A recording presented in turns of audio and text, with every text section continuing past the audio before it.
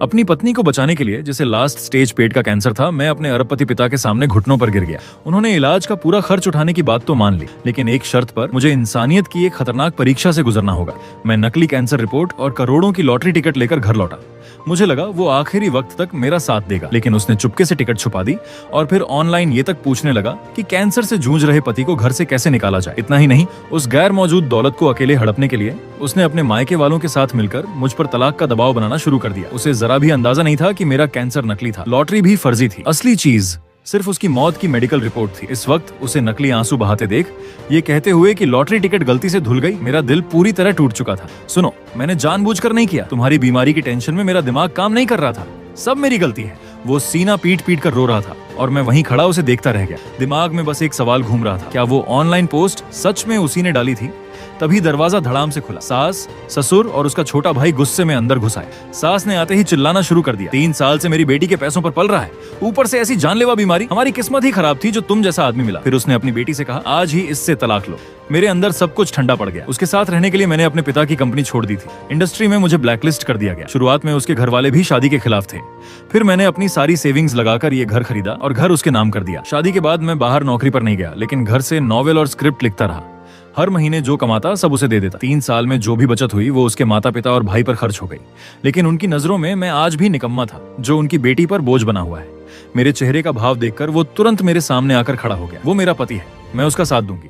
मैं तलाक नहीं लूंगी। घर बिक जाए तो बिक जाए, मैं इसका इलाज करवाऊं। पहले शायद उसकी ये बातें सुनकर मैं भावुक हो जाता, लेकिन अब सब नकली लग रहा था। अगर उसे सच में मेरी परवाह होती तो वो सच बता देता, मगर वो बस ऐसी बातें कर रहा था जिससे सबको यही लगे कि मैं उसी के पैसों पर पल रहा हूँ।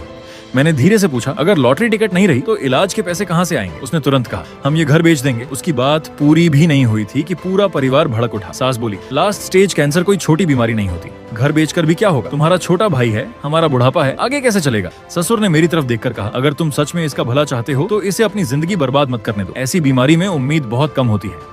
लेकिन वो जिद पर अड़ा रहा, अगर ये नहीं रहेगा तो मेरे लिए ये सब रखने का क्या मतलब? ससुर गुस्से से कांपने लगे, अगर तुमने घर बेचकर इसका इलाज करवाने की ठानी तो आज से हमारा तुमसे कोई रिश्ता नहीं। उसके बाद चाहे घर बेचो, खून बेचो या खुद को, हमें कोई मतलब नहीं होगा। कमरे में सन्नाटा छा गया। उसका छोटा भाई मेरे पास आया और बोला, जीजा जी, हम जानते हैं आप दोनों एक दूसरे से प्यार करते हो, लेकिन क्या आप सच में दीदी की पूरी जिंदगी बर्बाद होते देख सकते हो? उसे जाने दीजिए, यही उसके लिए सही है। इस बार वो चुप रहा, बस सिर झुकाकर रोता रहा। सबकी नजरें मुझ पर थीं, जैसे सब इंतजार कर रहे हो कि मैं खुद तलाक की बात कह दूं। लेकिन मैंने जो कहा वो किसी ने नहीं सोचा था। मैं तलाक नहीं दूंगा। मैं उसके पास गया और उसे कसकर गले लगा लिया। जब तुम मेरा साथ नहीं छोड़ रही तो मैं कैसे हार मान लूं? तुमने कहा ना कि घर बेचकर भी मेरा इलाज कराओगी, फिर मैं भी आखिरी दम तक लड़ूंगा। अब बस देखना ये था, क्या वो सच में मेरा साथ निभाएगा या फिर लॉटरी और उस ऑनलाइन पोस्ट की सच्चाई सामने आएगी? मैं खुद को समझा रहा था कि शायद ये सब सिर्फ इत्तेफाक हो।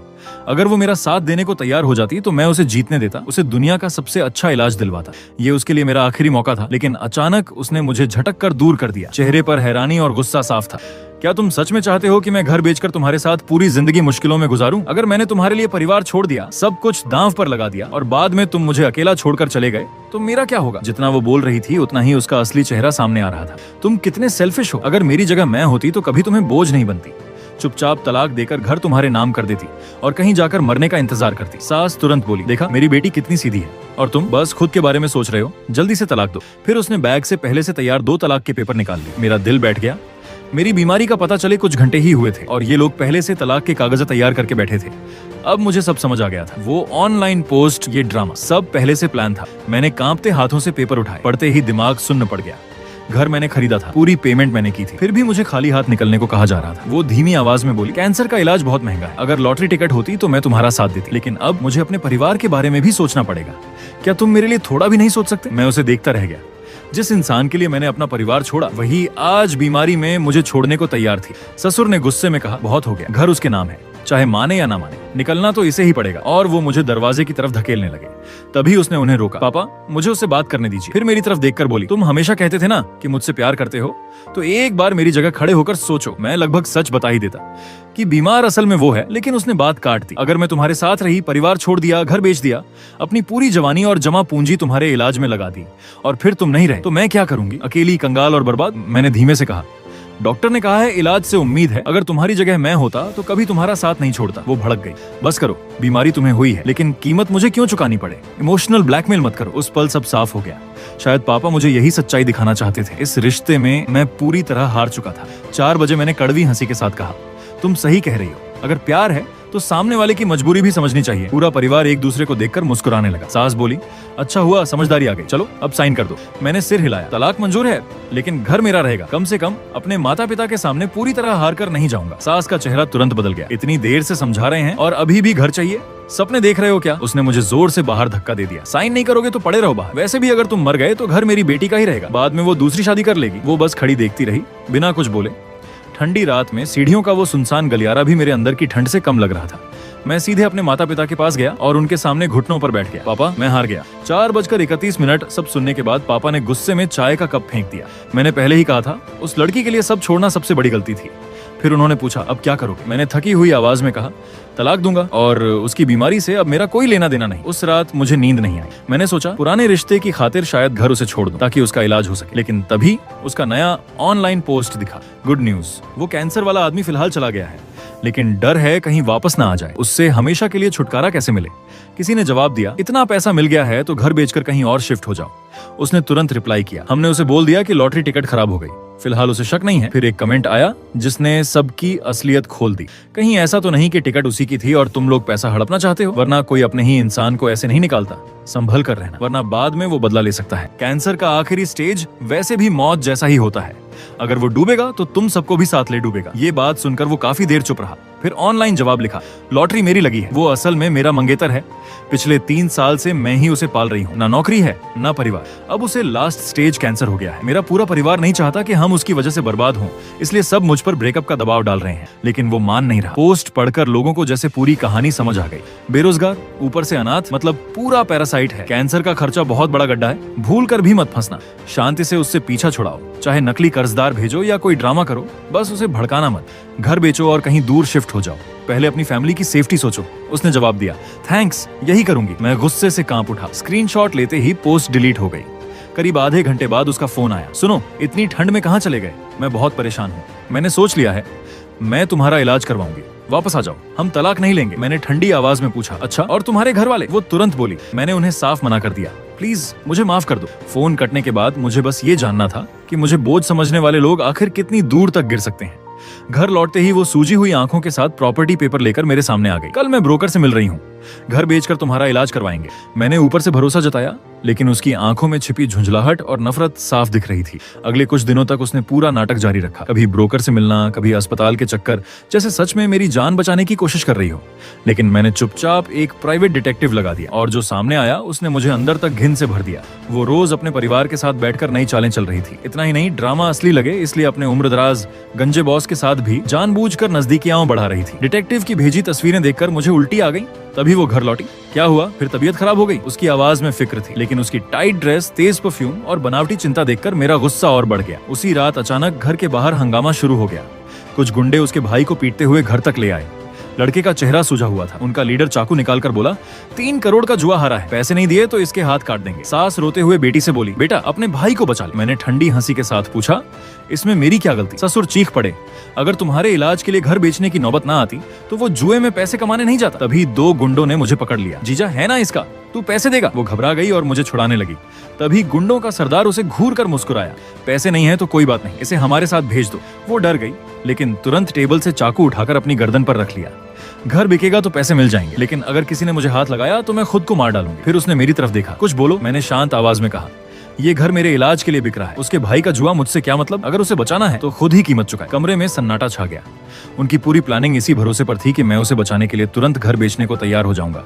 फिर इलाज ना मिलने से मैं धीरे धीरे मर जाता और बाद में वो आराम से लॉटरी का पैसा हड़प लेते। लेकिन इस बार मैंने उनका खेल बिगाड़ दिया था। गुंडों का सरदार झुंझलाकर उसके हाथ से चाकू छीनते हुए बोला, चल फिर तू ही हमारे साथ चलेगी। वो उसे घसीटने लगा। मरने की कोशिश की ना तो तेरे पूरे परिवार की जिंदगी नरक बना दूंगा। सास ससुर तुरंत उसके पैरों में गिरकर रोने लगे और वो अविश्वास से बस मुझे देखती रह गई। मैं खुद को यही समझा रहा था कि शायद ये सब सिर्फ इत्तेफाक है। क्या तुम सच में मुझे इस हालत में धकेल दोगे? मैं ठंडे स्वर में बोला, मेरे घर को बेचने का सवाल ही नहीं उठता, मैं नहीं मानूंगा। असल में घर की पूरी पेमेंट मैंने की थी, भले ही नाम उसका था, लेकिन मेरे पास सारे पेमेंट प्रूफ थे। ऊपर से कोई लीगल एग्रीमेंट भी नहीं था। कोर्ट जाता तो घर आधा मेरा ही माना जाता, और सबसे बड़ी बात, अगर मामला कोर्ट पहुंचा तो मेरी कैंसर रिपोर्ट सामने आती। फिर तलाक रुक जाता और उसे मेरे इलाज की जिम्मेदारी निभानी पड़ती। ऐसे में न सिर्फ घर बल्कि लॉटरी के पैसे भी मेरे इलाज में लगाने पड़ते। इसीलिए उन्होंने ये नया खेल रचा था। उसका बॉस सिर्फ एक मोहरा था ताकि मुझ पर दबाव बनाकर जल्दी तलाक करवाया जा सके। कुछ देर बाद उसने अपने परिवार की तरफ देखा, फिर बोली ठीक है तलाक कर लेते हैं, घर का आधा हिस्सा तुम्हें मिलेगा, इससे ज्यादा मैं नहीं कर सकती। फिर मेरी तरफ देखकर बोली, मैंने तुम्हारे लिए बहुत किया लेकिन तुमने मुझे मजबूर कर दिया, आज के बाद हमारा कोई रिश्ता नहीं। उसका बॉस तुरंत मान गया, आधा ही सही, ज्यादा देर तक इस झंझट में फंसना ठीक नहीं। उसे सच्चाई का अंदाजा नहीं था। उसी रात वो वकील लेकर आया, तलाक के पेपर और प्रॉपर्टी ट्रांसफर सब तैयार हो गए। उसने 3 करोड़ रुपए उसके अकाउंट में ट्रांसफर किए, उसमें से आधे उसने मुझे दिए और बाकी गुंडों को देने का नाटक किया। गुंडे थोड़ी धमकी देकर चले गए। उसे लग रहा था कि उसने बहुत बड़ा सौदा कर लिया है। शहर के बीचों बीच घर भी मिल गया और जवान खूबसूरत लड़की भी। अगले 1 महीने तक मैंने जानबूझकर ड्रामा किया। कभी उसे फोन करके वापस आने की बात करता, कभी कहता तलाक कैंसिल करवाऊंगा। मैंने कुछ लोगों को उसके घर के बाहर हंगामा करने तक भेजा। पूरा परिवार डर गया कि कहीं मैं कैंसर रिपोर्ट लेकर सच में कोर्ट ना पहुंच जाऊं और जिंदगी भर उनसे चिपक जाऊं। आखिरकार उसके माता पिता ने नया आइडिया दिया। वो अपने बॉस के साथ रहने चली गई और नकली प्रेगनेंसी रिपोर्ट बनवाकर मुझे भेज दी। मैंने भरोसा करने से मना कर दिया और हॉस्पिटल चेकअप की बात की।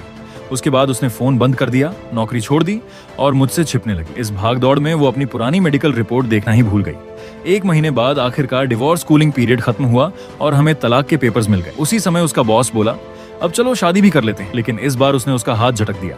अगर उस बोझ से छुटकारा पाना ना होता तो तेरे जैसे बूढ़े आदमी की तरफ देखती भी नहीं। अपनी शक्ल देखी है? फिर हंसते हुए बोली, हर रात तुम्हारी ड्रिंक में दवा मिलाती थी और तुम सोचते रहे कि मैं सच में तुम्हारे साथ हूँ। अब उसका असली चेहरा सामने आ चुका था। उसका बॉस गुस्से से कांप उठा। तूने मुझे धोखा दिया। वो हंस पड़ी। तो क्या कर लोगे? नौकरी से निकालोगे? कोई फर्क नहीं पड़ता, आज के बाद मैं करोड़पति बनने वाली हूँ। फिर उसने मेरी तरफ देखकर कहा, मरने से पहले एक सच जान लो, वो लॉटरी टिकट कभी खराब हुई ही नहीं थी। मम्मी पापा अभी उसे कैश करवाने गए हैं।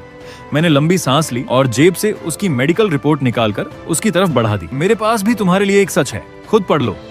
वो हंसते हुए रिपोर्ट लेने ही वाली थी कि तभी उसका फोन बज उठा। फोन पर उसकी माँ चीख रही थी, हम बर्बाद हो गए, टिकट नकली है। उसके चेहरे की मुस्कान जम गई। क्या? उधर से आवाज आई, स्टाफ कह रहा है ये फेक टिकट है, असली जैकपॉट तो बहुत पहले कोई और ले चुका है। वो घबरा गई। नहीं, ऐसा नहीं हो सकता, उनसे दोबारा चेक करने को कहो। तभी फोन पर एक ठंडी प्रोफेशनल आवाज सुनाई दी, मैडम मशीन बिल्कुल सही है, अगर आपको शक है तो पुलिस में शिकायत कर सकती है, अब कृपया हमारा काम बाधित मत कीजिए। फोन के पीछे सिक्योरिटी गार्ड्स की आवाजें साफ सुनाई दे रही थीं और उसके चेहरे का रंग पूरी तरह उड़ चुका था। गुस्से और सदमे में उसका चेहरा अचानक सफेद पड़ गया। अगले ही पल उसने खून की उल्टी की और वहीं जमीन पर गिर पड़ी। मैडम आप ठीक हैं? मैरिज रजिस्ट्रेशन ऑफिस के स्टाफ ने घबराकर तुरंत एम्बुलेंस बुला ली। अस्पताल पास ही था। एम्बुलेंस आते ही नर्स ने मेरी तरफ और उसके बॉस की तरफ देखा। इनमें से मरीज का फैमिली मेंबर कौन है? हालत बहुत सीरियस है, शक है कि लास्ट स्टेज स्टमक कैंसर का एक्यूट अटैक है, तुरंत अस्पताल चलना होगा। मैंने हाथ में पकड़ा तलाक का सर्टिफिकेट दिखाया। हम अभी अभी तलाक लेकर निकले हैं, शायद ये सर उससे ज्यादा करीब हो। उसका बॉस तुरंत पीछे हट गया। ना नहीं, हमारा सिर्फ ऑफिस वाला रिश्ता था, उसने अभी जॉब भी छोड़ दी है, मेरी कोई जिम्मेदारी नहीं बनती। नर्स चिढ़ गई, यहाँ इंसान की जान जा रही है और आप लोग जिम्मेदारी एक दूसरे पर डाल रहे हैं। फिर उसने पूछा, कोई डायरेक्ट फैमिली कॉन्टैक्ट है? इमरजेंसी सर्जरी करनी पड़ेगी, किसी को कंसेंट साइन करना होगा। मैंने फोन निकालते हुए कहा, उसके घर वाले मुझे ब्लॉक कर चुके हैं। लेकिन मैंने वो नकली प्रेगनेंसी रिपोर्ट निकालकर नर्स को दी। कुछ दिन पहले उसने कहा था कि वो किसी और के बच्चे की मां बनने वाली है। रिपोर्ट पर उसके बॉयफ्रेंड का नंबर है। नर्स नंबर देखने ही वाली थी कि उसका बॉस अचानक बोल पड़ा, हाँ वो बच्चा मेरा है, मैं अस्पताल चलता हूँ। एम्बुलेंस सायरन बजाते हुए निकल गई। मैं दूर खड़ा हल्का सा मुस्कुराया। ये रास्ता उन्होंने खुद चुना था और असली खेल अभी शुरू हुआ था। मैंने तुरंत पापा को फोन लगाया, पापा रिवेंज गेम शुरू हो चुका है, अब खबर फैलवा दीजिए। फोन करते ही मैं भी तमाशा देखने अस्पताल पहुंच गया। वहां पहुंचते ही पता चला कि उसका बॉस बॉयफ्रेंड बनकर सारे कंसेंट पेपर साइन कर चुका था। उसे सीधे ऑपरेशन थिएटर में ले जाया गया। कुछ देर बाद उसके माता पिता और भाई भी अस्पताल पहुंच गए। लेकिन हैरानी की बात यह थी कि किसी के चेहरे पर उसकी हालत की चिंता नहीं थी। सब बस आपस में फुसफुसा रहे थे, कहीं उस लड़की ने हमें बेवकूफ तो नहीं बना दिया। हो सकता है नकली टिकट हमें देकर खुद असली पैसा लेकर भागने वाली हो। उसका भाई गुस्से में बड़बड़ा रहा था। तभी उनकी आवाज सुनकर एक नर्स पास आ गई। आप लोग मरीज के परिवार से हैं? फिर उसने गंभीर स्वर में कहा, मरीज को लास्ट स्टेज स्टमक कैंसर है, अंदर ब्लीडिंग और परफोरेशन हुआ है, हालत बेहद क्रिटिकल है, ऑपरेशन सिर्फ थोड़ी देर के लिए हालत संभाल सकता है, प्लीज इन्हें और स्ट्रेस मत दीजिए। तीनों जैसे पत्थर बन गए। क्या आप उसी की बात कर रही हैं? नर्स ने सिर हिलाया। हाँ, मैंने खुद उसे खून की उल्टी करते देखा था। तभी उसका बॉस आगे आया। आप लोग चिंता मत कीजिए, वो मेरे बच्चे की माँ बनने वाली है, मैं उसका इलाज करवाऊंगा, दोनों को कुछ नहीं होने दूंगा। तभी सबको वो नकली प्रेगनेंसी रिपोर्ट याद आ गई जो सिर्फ मुझे बेवकूफ बनाने के लिए बनाई गई थी। उसका बॉस भावुक होकर बोला, मुझे पता है आप लोग सोचते हैं कि मैं उम्र में बड़ा हूँ, लेकिन अब वो मेरे बच्चे की माँ बनने वाली है, मैं उसे कभी अकेला नहीं छोड़ूंगा। उसकी आंखों में सचमुच चिंता थी। असल में सालों पहले उसे इनफर्टिलिटी की समस्या बताई गई थी, इसी वजह से उसकी शादी टूट गई थी। शायद इसी कारण उसने उसे अपने खेल के लिए चुना था, क्योंकि वो आसानी से मैनिपुलेट हो सकता था। उसके माता पिता ने एक दूसरे की तरफ देखा। अभी तक उनके चेहरों पर घबराहट थी, लेकिन अगले ही पल वहाँ लालच साफ दिखाई देने लगा। अगर उसकी बीमारी सच थी तो उन्हें हर हाल में इस आदमी को पकड़ कर रखना था। वरना इलाज में वो 1.5 करोड़ खत्म हो जाते और करोड़पति बनने का सपना भी टूट जाता। उसका भाई तुरंत आगे बढ़ा, जीजा जी प्लीज मेरी दीदी को बचा लीजिए, पूरा घर उसी पर टिका है, उसे कुछ हो गया तो हम बर्बाद हो जाएंगे। जीजा जी सुनते ही उसका बॉस खुश हो गया, तुम लोग चिंता मत करो, मैं उसे कुछ नहीं होने दूंगा, बच्चा भी सुरक्षित रहेगा और अगर भविष्य में कुछ भी हुआ तो मैं पूरी जिंदगी तुम लोगों का ध्यान रखूंगा। उसकी सारी उम्मीदें उस झूठे बच्चे पर टिकी थी। उसे जरा भी अंदाजा नहीं था कि उसके आसपास खड़े लोग उसे सिर्फ इस्तेमाल कर रहे हैं। मैं दूर कोने में खड़ा ये सब देख रहा था। अब समझ आया वो इतनी बेरहम क्यों थी। ये सिर्फ उसकी आदत नहीं थी, पूरे परिवार की फितरत थी। अगर एक दिन तुम्हें पता चले कि तुम्हारे अपने लोग अपनी खुशी और फायदे के लिए तुम्हें ही कुर्बान करने को तैयार हैं, तो कैसा लगेगा। ऑपरेशन सफल रहा और उसकी जान बच गई, लेकिन वो अभी भी बेहोश थी। उसे आईसीयू में शिफ्ट करने के बाद उसके माता पिता और भाई डॉक्टरों के सामने हाथ जोड़कर खड़े हो गए। प्लीज वांग सर को मत बताइए कि बच्चा गिर चुका है, अगर उन्हें सच पता चल गया तो वो हमारा साथ छोड़ देंगे, इलाज का खर्च कौन उठाएगा। डॉक्टरों ने मना किया, लेकिन उसकी माँ रोते हुए घुटनों पर बैठ गई। हम झूठ बोलने को नहीं कह रहे, बस इतना कह दीजिए कि उसकी हालत नाजुक है और अभी उसे आराम चाहिए, बच्चे की बात बाद में करेंगे। आखिरकार डॉक्टर मान गए। उन्हें लगा जब तक सच छुपा रहेगा तब तक वांग सर उनके लिए पैसों का सहारा बने रहेंगे, लेकिन होश में आते ही वो भड़क उठी। लॉटरी नकली कैसे हो सकती है, तुम लोग मुझसे झूठ बोल रहे हो। उसके घर वाले तुरंत बोले, जरूर फांग युआन ने टिकट बदल दिया होगा। उसका भाई भी ताना मारते हुए बोला, कहीं तुम खुद असली टिकट लेकर भागने वाली तो नहीं थी। वो गुस्से में चीख पड़ी, बकवास बंद करो। फिर उसके माता पिता उसे शांत करने लगे। अभी तुम्हारी तबीयत ज्यादा जरूरी है, अगर असली टिकट उसके पास है तो कानून के हिसाब से आधा पैसा तुम्हारा भी होगा। पहले ठीक हो जाओ, फिर कोर्ट में उसे निपट लेंगे। ये सुनकर वो शांत हो गई। ठीक है, लेकिन उस पर केस जरूर करना। उधर बाहर वांग सर बेचैन खड़े थे। उसकी माँ बाहर आकर बोली, उसकी हालत अभी बहुत खराब है, अगर उसे कैंसर और प्रेगनेंसी दोनों की सच्चाई पता चली तो वो टूट जाएगी, अभी उससे मत मिलिए। वांग सर ने बिना सोचे मान लिया, अगर ये सब उसके और बच्चे के लिए अच्छा है तो मैं इंतजार करूंगा। इतना कहकर वो 2 करोड़ की कार्ड छोड़कर चला गया। उसके जाते ही पूरा परिवार पैसों का हिसाब लगाने बैठ गया। अगर कोर्ट से लॉटरी का हिस्सा मिल गया तो कम से कम 5 करोड़ आएंगे और ये 2 करोड़ अलग, फिर हमारी जिंदगी सेट हो जाएगी। उसका भाई बोला, लेकिन घर वाले 1.5 करोड़। उसके पिता हंस पड़े, अरे बेवकूफ, उसे तो लास्ट स्टेज कैंसर है, वो पैसे आखिर में हमारे ही पास आएंगे। उसकी माँ भी बोली, पहले सच छुपाए रखो, पैसे हाथ में आते ही उसे इलाज छोड़ने के लिए मना लेंगे। वैसे भी वो खुद कहती थी कि लास्ट स्टेज कैंसर में पैसा बर्बाद होता है। मैं ये सब डिटेक्टिव के वीडियो में देख रहा था और बस मुस्कुरा रहा था। जिस लड़की ने कभी मुझे मरने के लिए छोड़ दिया था, आज वही अपने ही परिवार के हाथों इस्तेमाल हो रही थी।